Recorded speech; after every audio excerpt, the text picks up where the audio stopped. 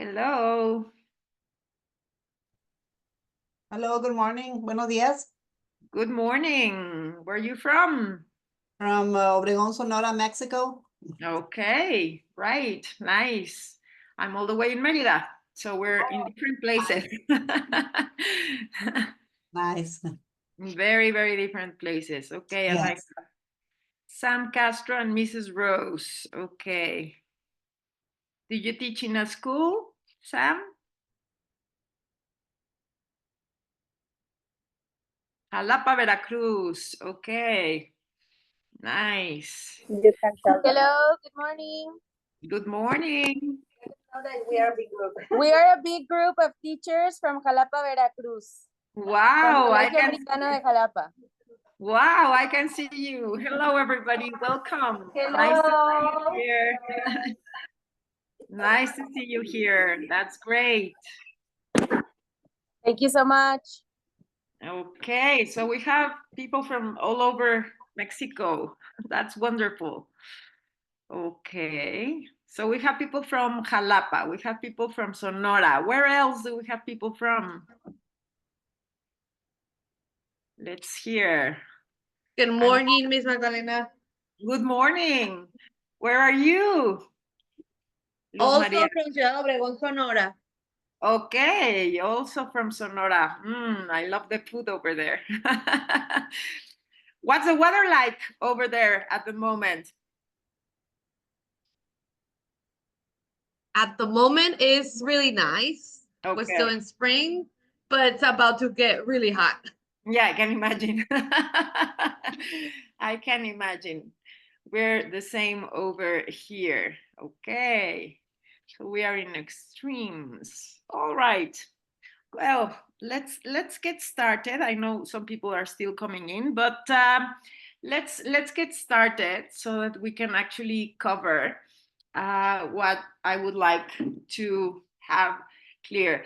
Well, welcome, first of all. I'm very honored to be here today. I love being here today, to have the opportunity all the way from the southeast of Mexico, this wonderful place called Mérida.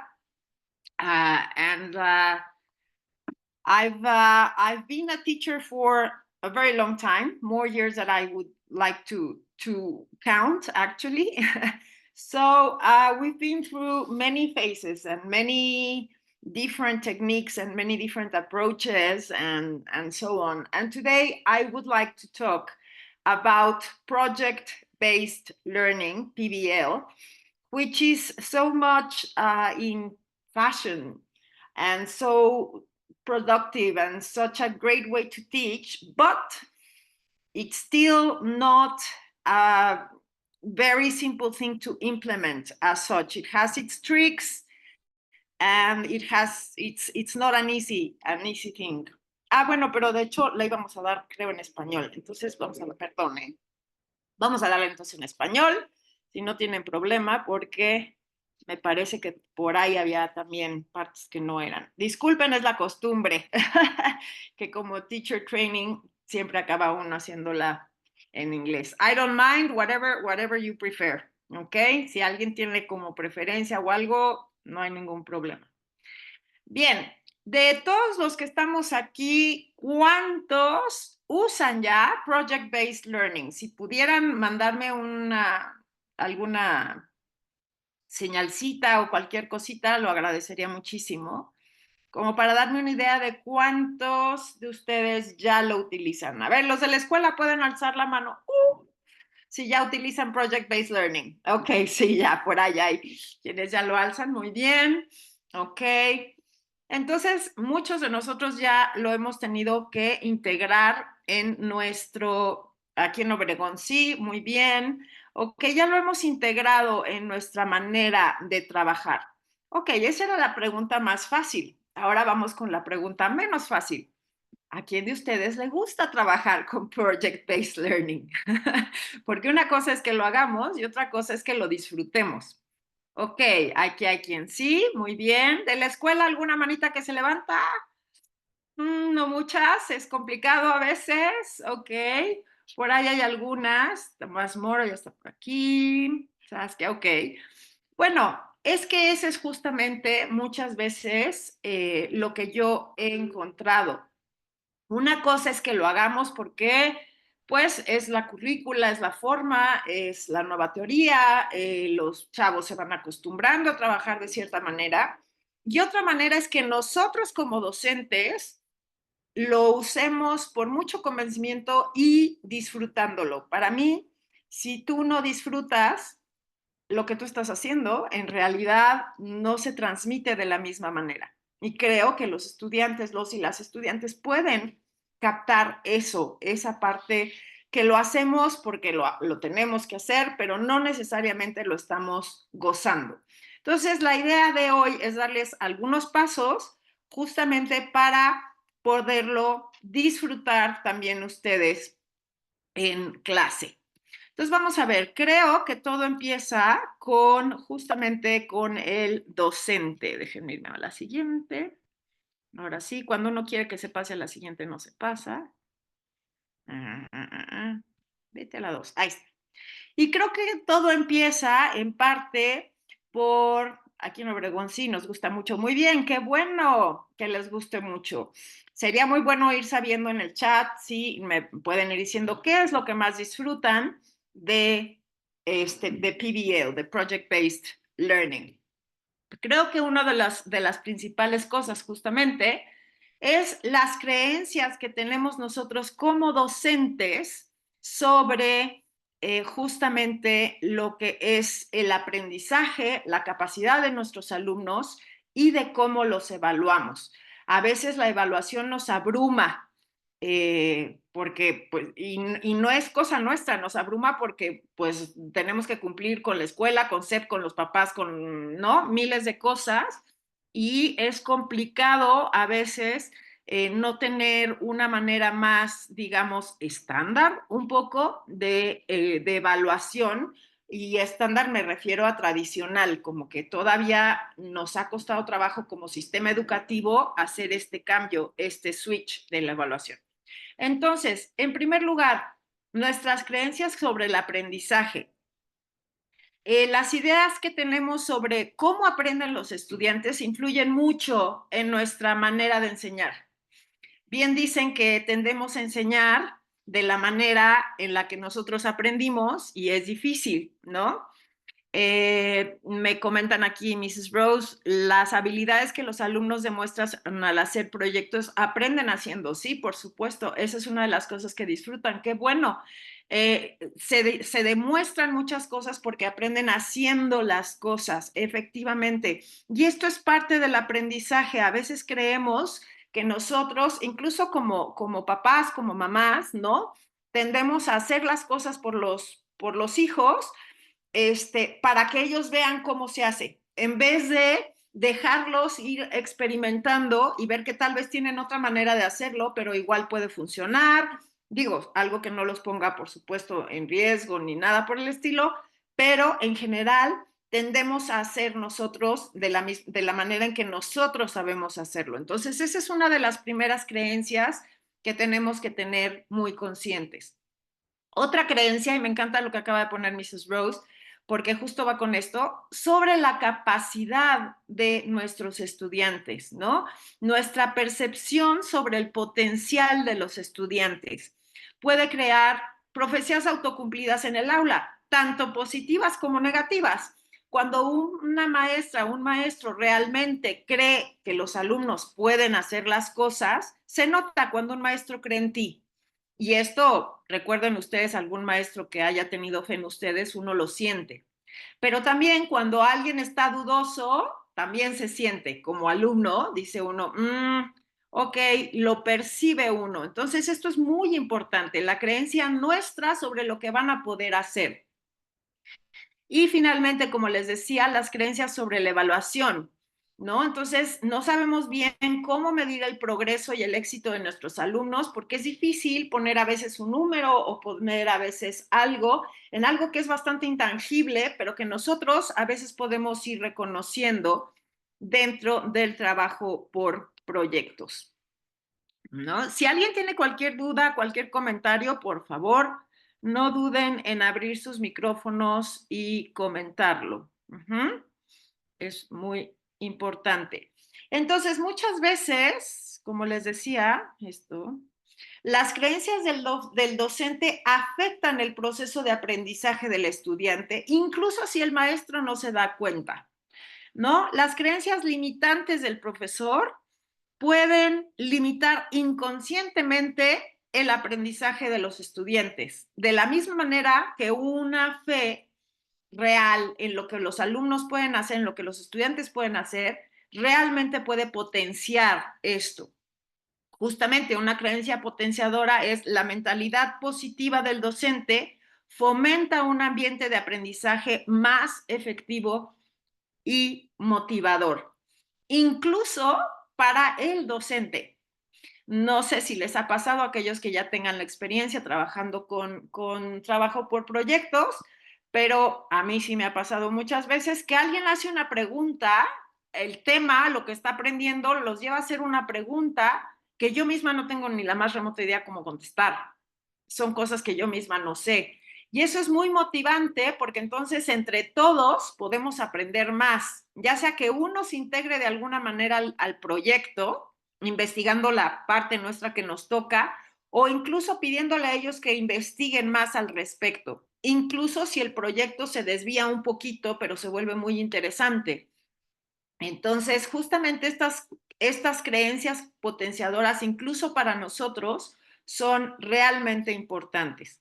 Y claro, la autoconciencia que tenemos que tener los docentes, ay, otra vez se fue, la autoconciencia que tenemos que tener los docentes sobre reconocer nuestras propias creencias, que esto es el primer paso para transformar nuestra práctica docente. Necesitamos ser reflexivos y decir, ¿por qué me estoy trabando? ¿O por qué esto no me late? ¿O por qué es lo que está pasando? ¿Por qué me resisto a esto? Probablemente hay alguna razón ahí atrás que a nosotros es algo, no sé, tal vez nuestro proceso de aprendizaje, tal vez nuestra manera de ser más visuales o más auditivos o más inquisitivos o menos inquisitivos, pero eso al final termina siendo muy importante en cuanto a la manera en que llevamos a cabo estas creencias y los alumnos las perciben. Entonces, ay, no, esto va rapidísimo. Ok, 5 pasos básicos. Bueno, 5 pasos si soy una tramposa, ¿verdad? Porque pues pongo 5 pasos, pero pongo un montón de cositas allí. Entonces, ahí hay un montón de cosas. Pero bueno, el primer paso básico sería la organización del proyecto. Y claramente este es un paso que se tiene que llevar a cabo individualmente o en grupo docente, pero con, bueno, previo a clase, ¿no? Bastante antes del proyecto. Implica, es la primera parte de la planeación, organizarlo, identificar el grupo. No todos los grupos son aptos para todos los proyectos. Tal vez incluso el mismo tema pueda tener varios proyectos y hay grupos que pueden ser mejores para cierto proyecto y grupos para otro proyecto, ¿cierto? Incluso en un grupo puede haber lo que en inglés le llamamos mixed abilities, ¿no? Que puede haber grupos de estudiantes que vayan muy rápido, ¿no? Que sean un poco más avanzados incluso, y grupos que vayan un poco más lento, y sin embargo, obviamente funciona dependiendo del proyecto que les vayamos a dar. Entonces, hay que seleccionar el grupo o si ellos van a formar sus propios grupos. Alguien que me comente qué tiende a funcionarles mejor, que ellos solos elijan sus grupos o ustedes seleccionar al grupo y de qué depende. ¿Quién me podría comentar? Mrs. Rose, a ver. Pues es que depende del proyecto. Sí, hay grupos que deben de ser afines o algunos grupos que ellos escojan, pero por lo general la maestra los elige para más o menos balancear el equipo. Muy bien. Obviamente depende, sí, efectivamente del proyecto y dependiendo también del proyecto, qué es esa afinidad que nosotros vamos a estar buscando, porque puede ser una afinidad de capacidades, de habilidades, o puede ser, digamos, un grupo que tenga alguien muy bueno para una cosa y alguien muy bueno para otra cosa, porque a veces también pasa que tengan capacidades diferentes y se puedan complementar, incluso disciplinariamente a veces. Dice, organizar sus equipos dependiendo de sus habilidades, nos comenta Luz María, efectivamente, ¿no? Hay veces que necesitamos que un equipo tenga una habilidad, no sé, por ejemplo, investigadora, ¿no? Y entonces ahí voy a poner a todos esos que no les gusta tanto, tal vez, actuar en público o hablar, pero son muy buenos investigando y entonces necesitaré que ese grupo haga ciertas cosas y necesito que los que hablan mucho pero tienden poco a concentrarse hagan otra parte del proyecto y entonces tengo las habilidades por separado o a veces necesitaré mezclarlos para que haya el que investiga y el que luego lo va a producir, ¿no? Eso depende mucho. También, dependiendo del proyecto, y sobre todo los que trabajan con adolescentes, no me dejarán mentir, a veces es importante separar a ciertos grupitos, ¿no? O separar a ciertos amiguitos, porque si no ya no se trabaja o puede haber problemas, tanto de demasiada indisciplina como incluso problemas, pues, afectivos, ¿no? Entonces es importante ir midiendo esto, ¿no? Aunque a veces sí puede resultar el decirle, esta vez sí hagan los equipos, sobre todo yo diría en las fases no tan, en proyectos no tan largos, no tan trascendentes, pueden hacerlo ellos solos y eso también creo que es bueno para los estudiantes porque les ayuda muchísimo, ¿no? La selección del tema, por supuesto, aunque a veces sabemos que nos lo marca la propia temática, la currícula, ¿no? Que tenemos que seguir, pero dentro de esa temática a veces podemos elegir ciertos temas más o menos relevantes. ¿Alguien de ustedes sigue la estrategia de pensar en 2, 3 temas y ponerla a discreción de los alumnos? ¿Que nos pueda comentar? ¿No? Sí, A hola, ver, buenos días. buenos días, Ivonne. Yo soy maestra de cuarto año del Ujú. cultural. Y bueno, activamos con preguntas en el proyecto y de acuerdo a las, no dudas, sino a lo que les cause más interés, es en lo que empezamos a basar nuestras actividades o trato yo de sacar más partido a esto que ellos empiezan a cuestionarse y a querer aprender o saber, ¿no? O sea, ellos mismos como que empiezo a dar el tema de lo que es mi proyecto y entonces ellos empiezan a hacer cuestiones, perdón, iba a hablar en inglés, y empiezan a decir, no, bueno, es que a mí me gustaría saber o yo me enteré, haz de cuenta, este proyecto que vamos a ver es de inventores. Entonces ellos empiezan, es que a mí me interesaría saber por qué se le ocurrió, por qué fue, y de ahí ya empiezo a desarrollarlo. Excelente, excelente. Y creo que además eso tiene una gran ventaja, que el hecho de que haya salido de ellos, al menos el primer punto de interés, ya captó su propia curiosidad y obviamente la motivación se vuelve más intrínseca que extrínseca. Ujú. El Sí, primer tema obviamente es extrínseco porque uno lo pone, ¿no? O sí. sea, el tener que hacer un proyecto, pero el hecho de que ellos puedan elegir una parte hace que la motivación se vuelva intrínseca porque ya es algo que a mí me interesó, Sí, ¿cierto? sí, y su atención y el desarrollo de las actividades para ellos son más interesantes porque parte de ellos, ¿no? Que sería el Exactamente. aprendizaje situado que trabajamos aquí en el colegio. Excelente, porque además es muy tramposo otra vez, ¿no? Me gusta, las maestras somos muy tramposas, porque en realidad no es que salga de ellos, nosotros dimos el tema y nosotros somos quienes damos las opciones, pero ellos son los que se enganchan.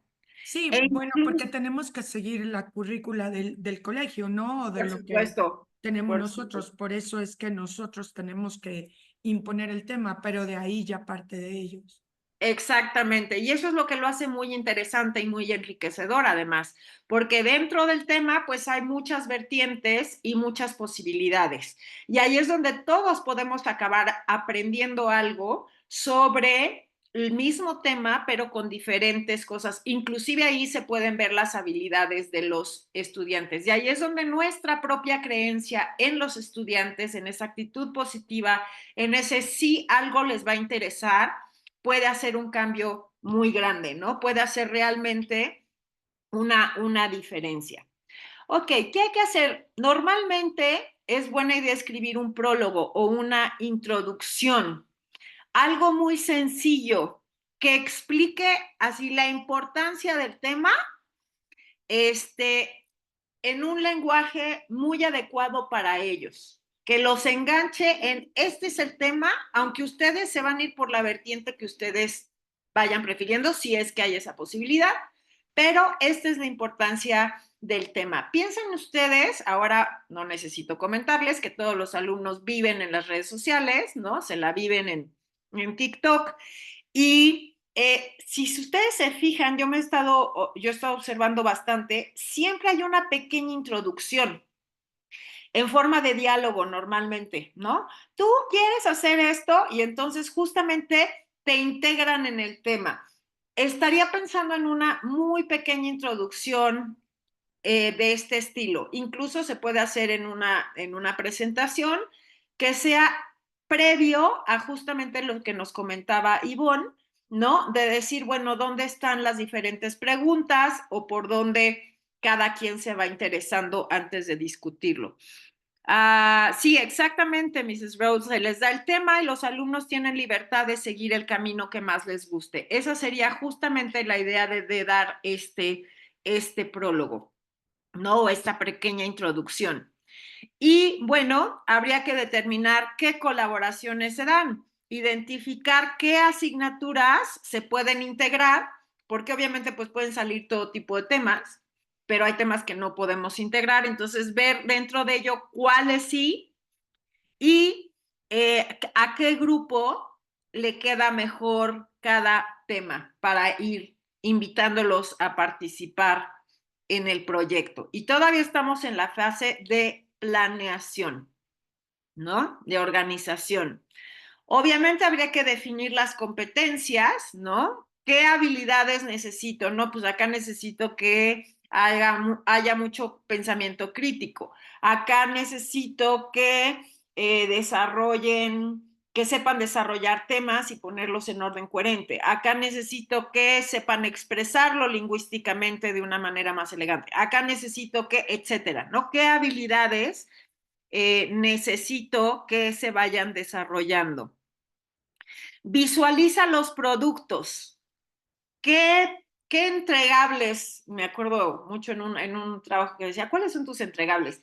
Pero sí, digo, no me gusta la palabra, pero es muy clara. Los entregables, ¿no? ¿Qué producto final estoy pensando que pueda salir? Estoy pensando en un video, estoy pensando en una maqueta, estoy pensando en una exposición, ¿qué estoy pensando en una mini obra de teatro? ¿Cuál sería mi proyecto final para exponer todo el aprendizaje encontrado?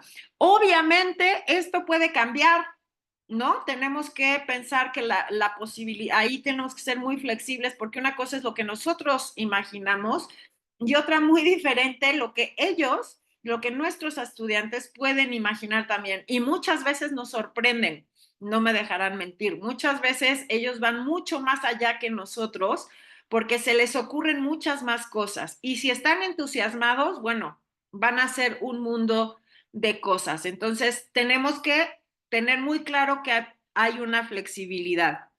Ahora, dependiendo de qué producto estoy imaginando, tengo que planear la evaluación. Si yo estoy imaginando un video, ¿cuáles van a ser mis rúbricas de evaluación? Yo amo las rúbricas, son una lata hacerlas, pero una vez que la haces y ya la tienes hecha, la puedes guardar y adaptar bastante. Y las rúbricas nos ayudan mucho a ser objetivos, porque entonces podemos decir, ok, primer aspecto, no sé, la investigación que se hizo, 0 si no hubo investigación, 1 si la investigación fue muy mala, 2, 3, 4, hasta 5 si hubo una excelente investigación.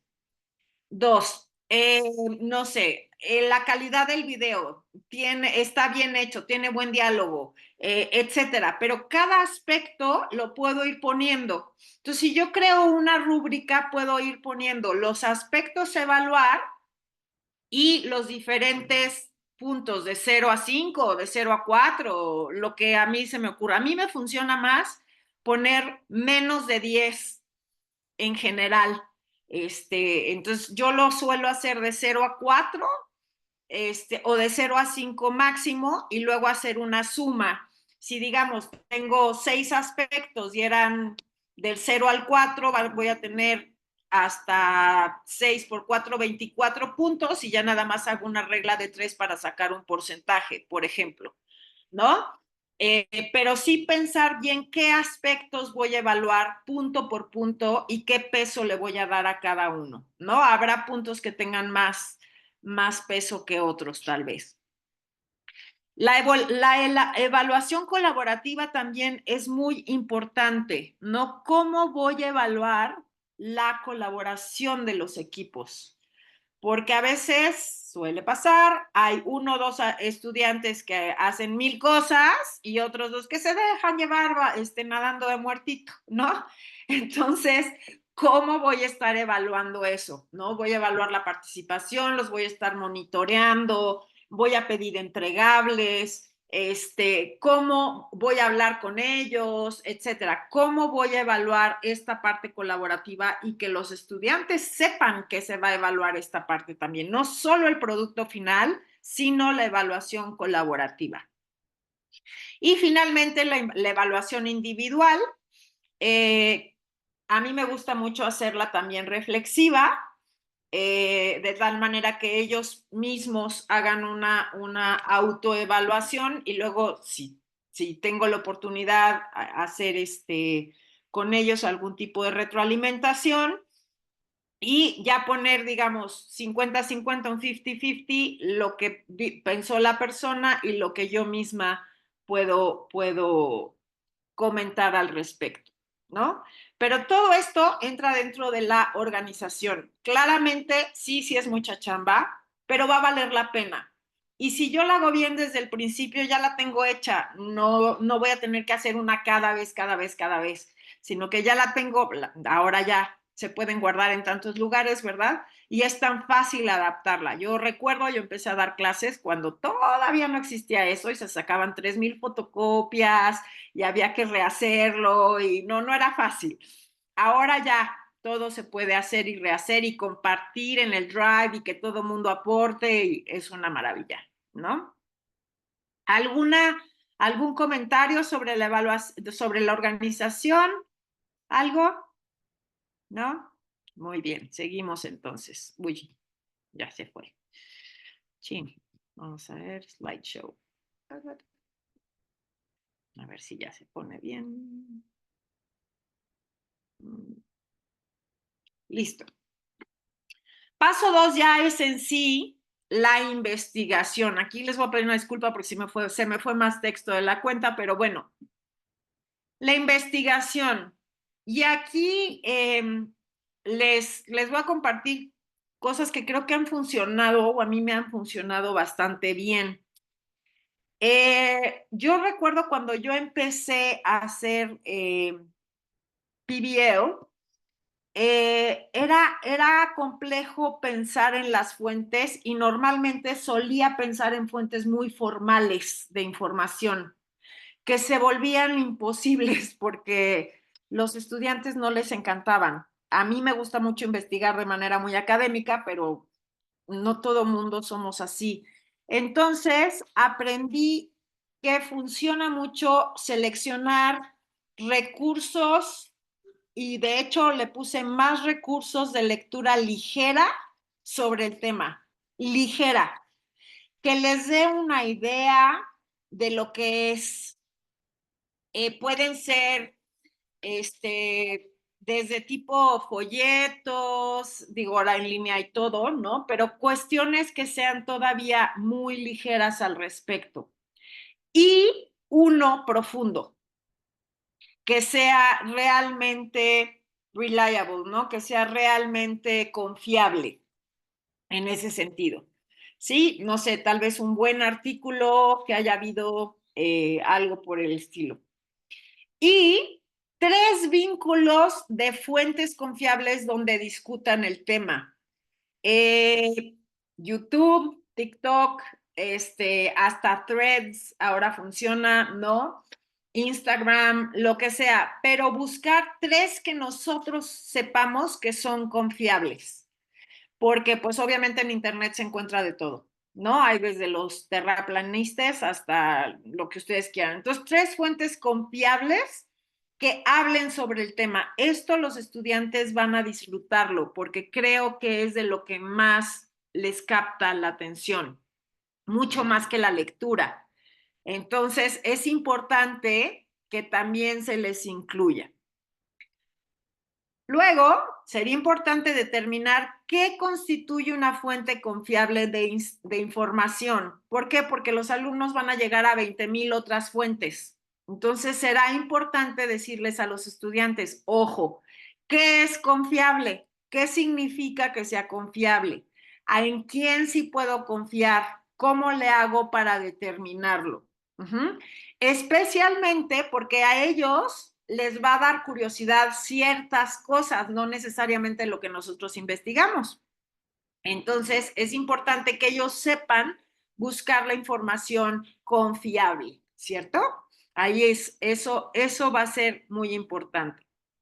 Selecciona un blog, ex Twitter, TikTok, RedNote, Instagram, lo que sea que les dé más información sobre el tema. Muchas veces ellos pueden llegar a esto bastante fácilmente.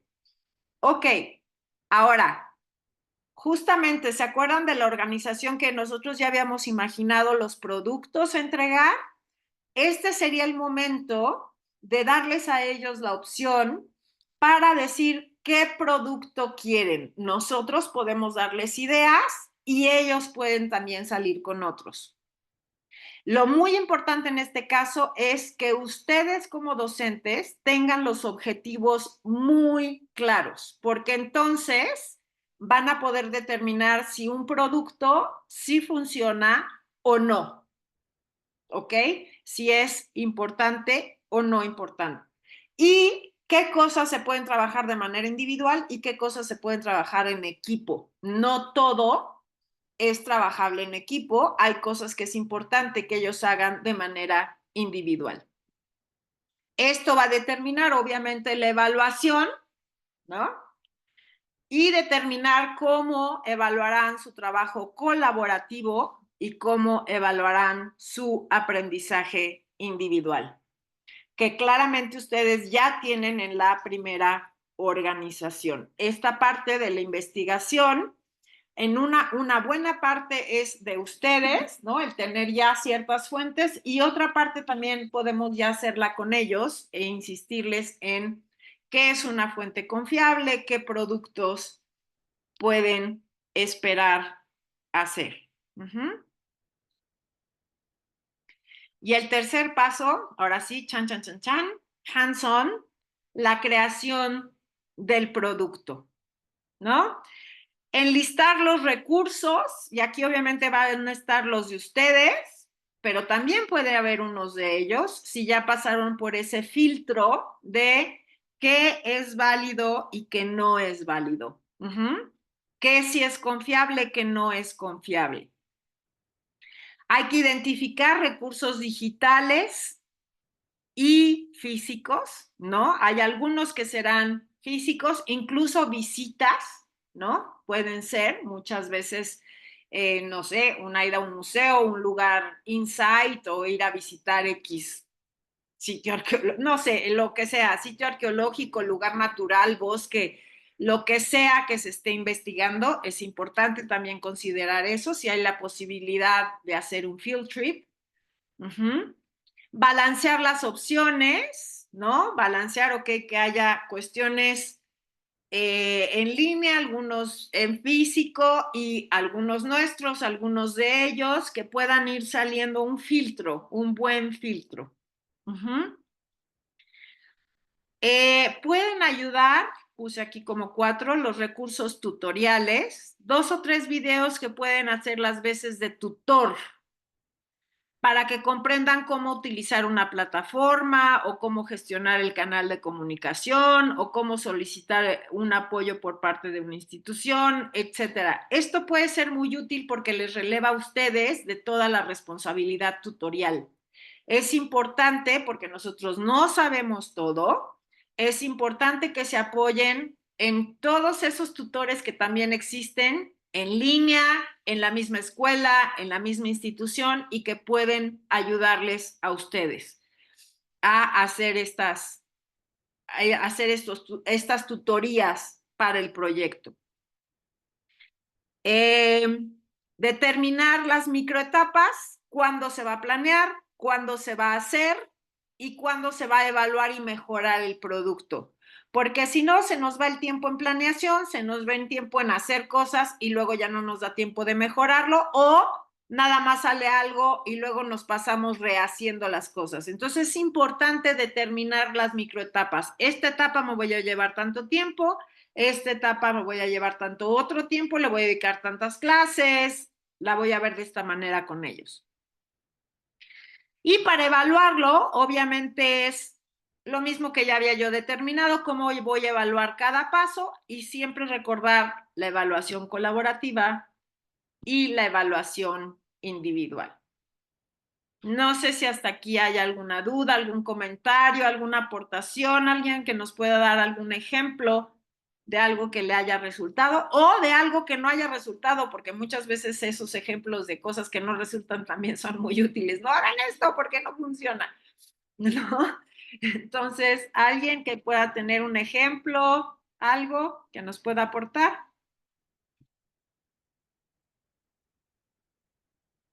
No por el momento. Ok. Bueno, vámonos a la parte de la presentación.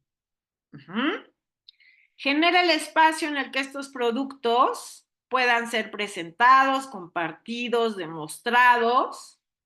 Puede ser físico, puede ser digital, pero algo muy importante es que debe existir una audiencia diferente a sus pares. Muy importante, no es para presentarlo nada más en el grupo, es para presentarlo a los demás grupos, a otros maestros, a otros grupos, a otros grados, a padres de familia, a una comunidad externa, digamos, en una comunicación interescolar o en general a la escuela entera para ponerlo como, no sé, la típica semana de la investigación o semana de la ciencia o cosas así. Pero es muy importante que este tipo de proyectos no se queden únicamente en el grupo, sino que se den a conocer hacia afuera. Esto es lo que les dará también una trascendencia muy importante para ellos.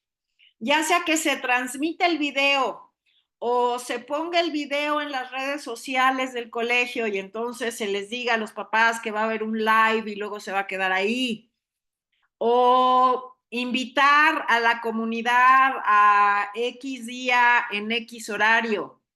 O inventar intergrupos. Un grupo tuvo un tema, otro grupo tuvo otro tema y juntar los grupos para que se hagan. Lo que sea, pero es muy, muy importante que haya una audiencia diferente a sus pares y que puedan compartir todo esto, porque justamente eso es lo que nos va a demostrar y a ellos también todo lo que se puede aprender en el aprendizaje basado en proyectos. ¿no? Es muy importante. Y aquí además es donde se ve muchísimo la satisfacción, es la cosecha, ¿no? La cosecha padrísima, donde se ve la satisfacción de los estudiantes, están aprendiendo, pueden ser experimentos, pueden ser tantas cosas que ellos mismos vayan creando. Esa es la parte más divertida, digamos.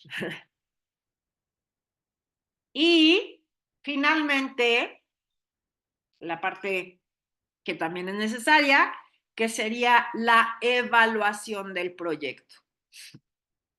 Puse aquí siete etapas, que me parece es básico encontrar este tiempo también.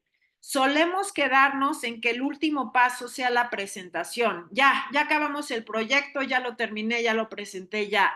O los estudiantes tienden a quedarse aquí. Sin embargo, me parece que es muy importante pensar que la evaluación es el paso 5 y la que va a cerrar en sí todo el proyecto. Entonces, en primer lugar, hay que considerar el espacio en el que se pueda compartir la experiencia y crear un producto que muestre lo que más disfrutaron, lo que harían diferente si lo volvieran a hacer, etcétera. Puede ser una clase después de la presentación del proyecto, traer un cuestionario, hacer una retroalimentación, una buena discusión, hacer una lista de lo que más nos gustó y lo que podríamos mejorar, qué salió mejor, qué tiene mucha oportunidad de crecimiento, etcétera. Pero sí hay que contemplar un espacio para que tanto nosotros como los estudiantes, sobre todo los estudiantes, puedan realmente mostrar lo que más disfrutaron y lo que harían diferente en una futura ocasión. Y después hay que considerar la retroalimentación oral nuestra y qué va a incluir, porque no siempre es bueno ni decir todo, ni quedarse con esto salió maravilloso y ya. No, sí es importante ver qué priorizar, qué vale la pena comentar, qué es importante decir y cómo lo voy a decir también. A veces tenemos alumnos, tenemos estudiantes muy sensibles, otros muy ansiosos, otros que no les importa y sí es importante hacerles ver que algo puede ser mejorado, etcétera. Y considera cómo se dará la retroalimentación escrita y qué incluirá. Porque una cosa es la retroalimentación oral y otra es la que va a quedar plasmada. La oral puede quedar plasmada en su corazón para toda la vida, pero la escrita es la que va a quedar para los reportes, para los papás y para cualquiera que quiera leerlo. Entonces, qué voy a incluir y cómo lo voy a incluir, ¿no? ¿Y cómo voy a evaluar este paso? ¿Qué voy a hacer para ir evaluando este paso? Algo que ya habíamos comentado es cómo evaluar el trabajo colaborativo. Debe estar incluido tanto en la evaluación oral como en la escrita, porque no todo es el producto final académico. También una habilidad importantísima es esta del trabajo colaborativo. En el mundo real, esta habilidad va a ser tal vez a veces más importante que sus grandes habilidades académicas, ¿no? La persona que sabe trabajar en equipo, que sabe liderar, que sabe a veces impulsar, que sabe motivar, va a ser muy valiosa en un mundo real. Entonces, ¿cómo es el trabajo colaborativo? Y poder determinar cómo se evaluó el camino de aprendizaje individual.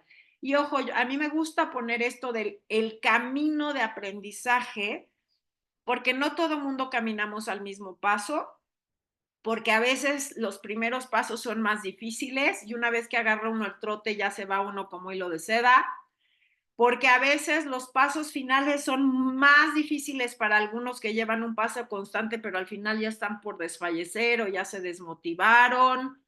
Piensen ustedes en cualquier maratón, en cualquier carrera, el camino es diferente para todo mundo. Y si voy a evaluar individualmente, tengo que considerar también de manera individual cómo se camina Y es muy importante que el estudiante perciba que hubo un camino de crecimiento y que a veces este camino fue más difícil y que a veces fue más fácil y que a veces disfrutó más unas partes y a veces no. Eso es parte normal del camino. Que no desfallezcan porque hubo una parte que no les encantó o que no les salió tan bien o que se les trabó o que tardaron más tiempo del que pensaban, etcétera. Eso es parte del camino del aprendizaje individual. Y bueno, determinar qué y cómo se va a entregar la evaluación final. ¿Qué va a incluir? ¿Para quién va? ¿Qué tipo de rúbrica va a tener? Si va a ser con porcentaje, con letras, con bien, mejor, podría mejorar. ¿Qué tipo de rúbrica vamos a ponerle a un aprendizaje final, ¿no? A esta evaluación final. Me gustaría que me compartieran cómo han evaluado y qué obstáculos se han encontrado justamente en la evaluación de los proyectos, porque aquí luego es difícil, porque puede ser muy polémica y obviamente, y especialmente hablando de adolescentes, creo que en general, pero los adolescentes son los más picky, su sentido de justicia puede ser muy particular. ¿Con qué obstáculos se han topado que nos puedan compartir para aprender también de esto? ¿O qué les ha resultado muy bien?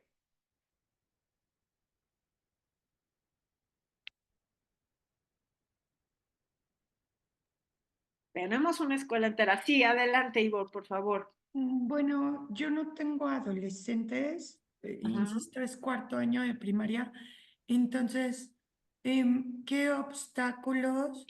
Bueno, a lo mejor este último proyecto ellos se organizaron, ellos hicieron la presentación y todo, y fue con sus papás. Entonces, creo que los nervios era chistoso, se ponían más nerviosos cuando sus papás eran los que los estaban viendo que otras personas.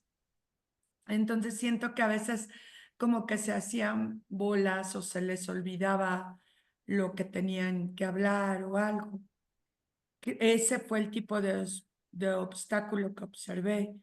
Pero en general, creo que como todavía son chicos, como todavía no están en esa etapa de pubertad o adolescencia, como que son más fáciles de fluir. Entonces, sí pasa de que alguno trabaja menos o trabaja otro más, o alguno tiene otras ideas y quiere imponerlas, a lo mejor en el proceso de desarrollar el proyecto, eso es lo que ha pasado. Que eso Pero sería evaluable en cuanto el trabajo colaborativo, ¿no? El aprender a exactamente. decir, no siempre tu idea va a ser la que se escoja, Sí, ¿no? he tenido el grado de intervenir porque algunos empiezan a quejarse, ¿no? Es que Claro, nada más él quiere esto, es que, y vuelvo a insistir, son como todavía chiquitos, entonces todavía son de acusar y mis, pero en general creo que han funcionado bien, sobre todo esta parte de que ellos solitos realicen y organicen su proyecto. Entonces, claro. eso a mí me ha funcionado muchísimo y lo que he notado es que hay un aprendizaje, o sea, sí es algo que les está motivando y algo que los está comprometiendo a... Y que no se les va a olvidar al día siguiente del examen, ¿no? Yo Sí, recuerdo de haber, hecho, perdón, conversamos, empezamos a ver algún otro proyecto o en el libro o alguna actividad que trabajamos y ellos mismos retoman, ¿no? Ah, es que lo vimos en el proyecto pasado, ¿te acuerdas que hablamos de esto y todo? Entonces, creo que eso sí es lo que funciona y por lo tanto yo puedo evaluar más fácil. claro. Ujú. Claro. Ahora hay una cosa interesante sobre uno de los obstáculos que comentabas, el primero, que por lo que entiendo, tú sabes que podrían hacer un mejor papel, pero se ponen nerviosos con los papás, ¿no? Me da la impresión de que ese es el problema, que siendo los papás se ponen más nerviosos y algo que podrían hacer mejor no lo hacen tan bien. ¿Qué podemos hacer al respecto? Bueno, una, que no sea la única exposición que hagan, ¿no? Que hagan una exposición con otras personas y luego con los papás, por ejemplo, que ya la tengan ensayada en ese sentido, no ensayada, sino ya practicada como tal. Otra es juntar más gente, si eso es posible y el espacio lo permite, que sean no solo los papás, sino alguien más, ¿no? Pero sobre todo, esta opción de que no sea la única exposición que hagan, porque eso también nos va a dar idea a nosotros real de lo que sí podían hacer sin tanto nervio, porque además es muy comprensible que con tus papás te pongas todavía más nerviosa, ¿no? Y por otro lado, también a ellos les puede dar esta confianza de que, bueno, si ya lo supe hacer, pues ya tengo, ¿no? Ya no es la primera vez, ya lo hice, ya verán que sí lo puedo hacer bien. Entonces, pues esa puede ser una sugerencia, pero sí son pequeños obstáculos que salen. Sí, Muchas aparte como es en inglés, entonces Claro, creo que eso em, eh, creo que ellos fluyen bien, pero sí siento que esta parte de que ellos también están pendientes de, es que mi papá no habla tan bien inglés, es que mi mamá, entonces como que eso los ponía un poco más nerviosos, claro. ¿no? O al contrario, mi papá habla súper bien inglés, no me vaya yo Ajá, y a también eso equivocar. también los puede presionar, sí. ¿No? Ambos. Entonces, sí, creo que esas son experiencias muy, muy enriquecedoras. Muchas gracias, Ivonne. Gracias. Sam, sí, adelante, por favor. Hola, buen día a todos. Tengo un eco. Creo que hay que apagar algún otro. Hola, ¿ya me escucho bien? Sí, ¿Me veo? sí, perfecto. Todos tus Buen compañeros. día. Es que queríamos también compartirles que nosotros trabajamos en un preescolar. Todas las maestras que estamos aquí, pues formamos parte de colegio en preescolar. Entonces, queríamos compartirles también que, como dice Miss Yvonne, a veces es complicado guiar a los niños, sobre todo porque también damos clases en inglés y no es tan sencillo. Ahora, en preescolar lo que también es un reto es como enfocar mucho la atención y como ir llevando a todos los niños en el mismo carril, ¿no? Sin embargo, creo que me parece que con el Project Based Learning podemos encontrar realmente como temas de agrado para los niños, ¿no? Entonces, ellos tienen como incluso la elección de poder decidir en qué podemos trabajar y hacemos votaciones, ¿no? Y también me parece que a pesar de lo complicado que es, o retador más bien, se me hace bastante significativo. Por ejemplo, hemos trabajado un año hubo en que trabajamos en los helados, el tema de helados y lácteos. Incluso, pues ahorita usted mencionaba acerca de que pues es recomendable hacer los field trips porque son como súper,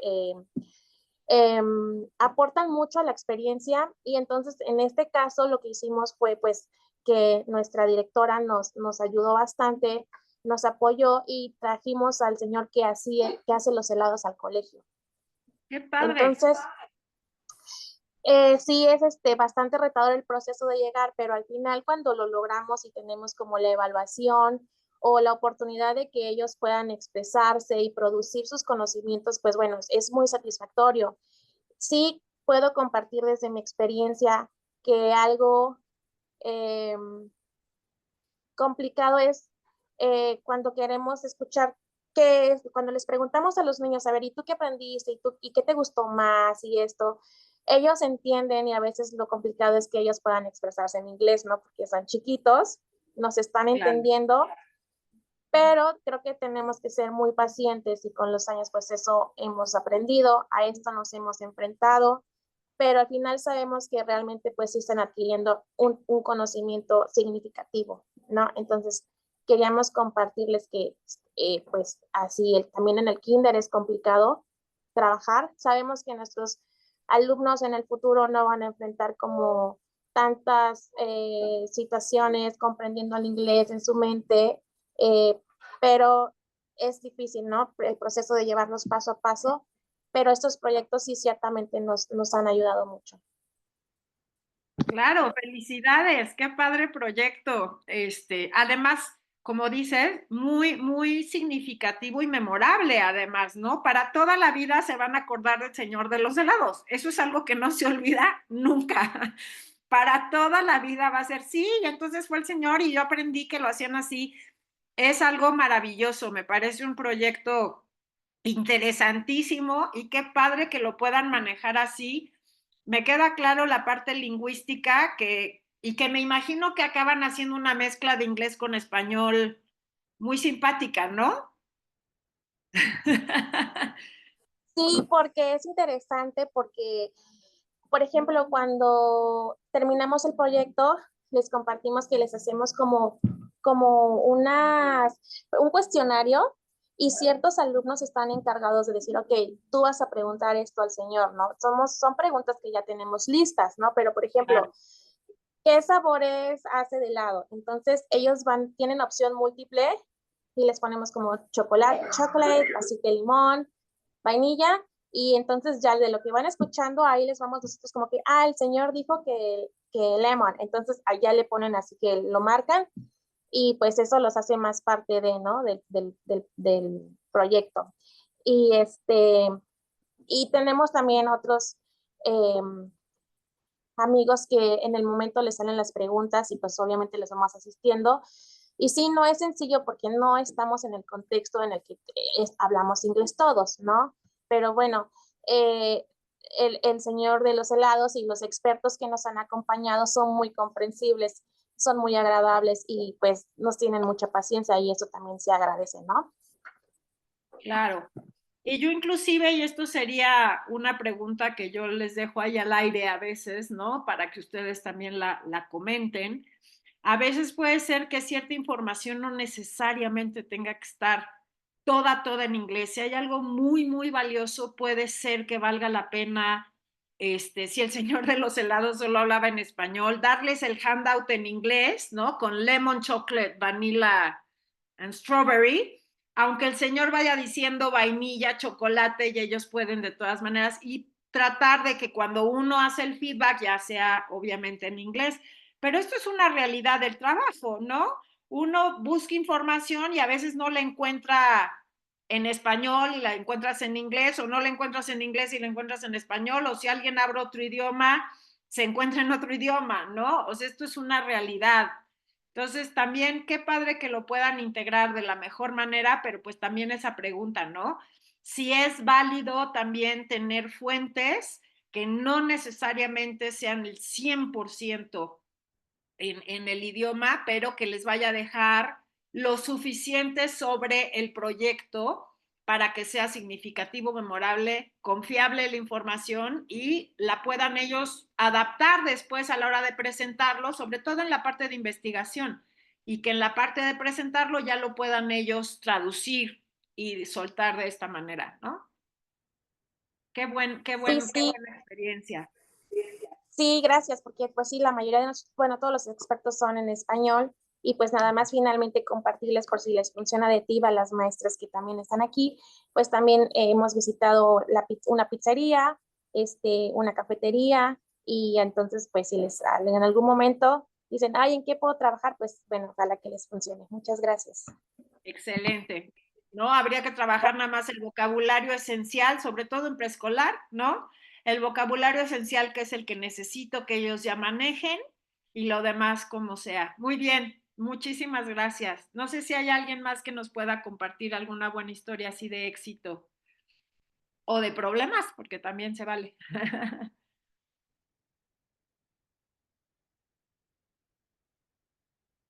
Ya tenemos con estas. Mrs. Rose, ¿alguna cosa? Luz María. Mari Domínguez acaba de abrir la cámara. Bueno, pues si ya no tenemos alguna otra experiencia, espero que Pues así como los 5 pasos generales, ¿no? Ustedes ya son los expertos, ustedes son los que también trabajan y conocen a sus estudiantes, pero que sean una parte, me encanta ver las sonrisas, ¿no? De los docentes que comparten, porque eso significa que es una forma de aprendizaje que poco a poco vamos también aprendiendo a soltar, que qué trabajo nos cuesta, ¿no? Como docentes es parte de nuestro control absoluto y cuesta mucho trabajo ir soltando, pero qué padre que podamos decir que efectivamente lo disfrutamos, lo gozamos. ¿Alguien que haya aprendido algo especial en algún proyecto que no sabía, que no tenía ni la más remota idea? ¿No hay por ahí? A mí me pasó con un proyecto sobre los transbordadores espaciales de la NASA, que aprendí cosas que pues no tenía yo ni idea, ¿no? De cómo se hacía la selección, por ejemplo, o cosas así que la verdad yo no sabía y que en algún momento salió la pregunta y nos pusimos a averiguar, fue muy interesante. Años después tuve la oportunidad de ir a la NASA y cómo pensé yo en mis alumnos, ¿no? Cómo pensé en mis estudiantes yo. O sea, el proyecto no era para mí, pero finalmente sí terminó siendo para mí, porque yo fui la que aprendí, cómo los recordé en ese viaje. Fue algo muy conmovedor, me tomé mi foto y todo, porque sí fue muy conmovedor para mí el decir, esto lo aprendí yo de ellos y es bien importante, ¿no? Sí, también como la capacidad de ir sembrando en los niños estos proyectos que a mí me ha tocado la fortuna de verlos después, ya más grandes, y cómo impactaron sus vidas estos proyectos, ¿no? Me ha tocado ver a ya hombres, porque tengo 30 años aquí, que se dedican a trabajar desde que son niños por un proyecto que vivieron en el colegio. ¡Ay, qué maravilloso! O sea, qué cosa maravillosa, ¿no? Realmente el impacto que puede tener en una vida, ¿no? Un proyecto, un interés, justo lo que dices, es sembrar una semilla que les hace descubrir una vocación, que les hace descubrir algo que les enciende el corazón. ¡Qué maravilla! ¡Qué maravilla! Muchas felicidades. ¡Qué cosa tan preciosa! Gracias. Pues los invito a seguir trabajando en Project Based Learning, hacerlo lo más general posible para que se puedan reutilizar la mayor cantidad de cosas como rúbricas, como evaluaciones, como esquemas de planeación que nada más se pueden adaptar para no estar chambé cada vez, porque sí implica mucho trabajo, pero como bien dice Mari Domínguez, imagínense hasta dónde puede llegar el impacto de un proyecto así. Realmente, literalmente la expresión en español es muy buena, vale la pena, ¿no? Porque sí es una pena estar planeando, sí es un trabajal, pero sí lo vale, sí vale esa pena porque es algo que ustedes en el kinder, pues lo ven, lo disfrutan, pero si se ve a largo plazo, híjole, qué impresionante la influencia que puede tener. Pues les agradezco muchísimo su asistencia a este webinar. Espero que haya sido de utilidad y pues espero que nos veamos en algún momento y ver grandes proyectos publicados. Quién sabe, uno nunca sabe cuándo el proyecto que gane el Nobel se inició en un laboratorio escolar por alguna curiosidad que se dio. Les deseo el mayor de los éxitos y síganlo disfrutando. Gracias. Que estén muy Muchas bien. gracias. Hasta luego, adiós.